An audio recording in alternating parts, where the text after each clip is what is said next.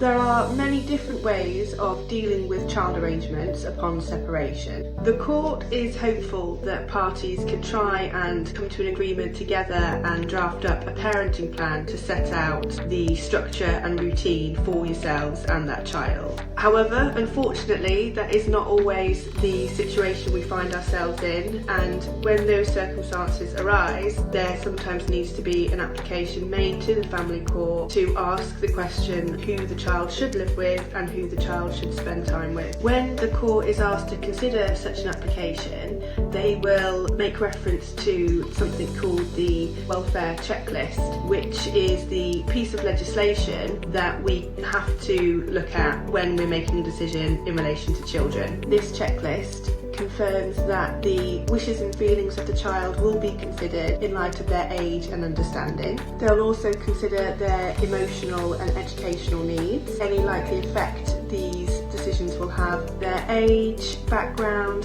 sex and any other characteristics they deem important. They'll consider any harm which the children are at risk or potentially likely suffering from. And finally, they'll consider how capable each parent is in meeting the children's needs. Making a court application is very much the last resort and something that we really want to try and avoid. We want to be able to work together, especially because you are both going to be in the children's lives for a very long time, and it's hopeful that you can both try and co-parent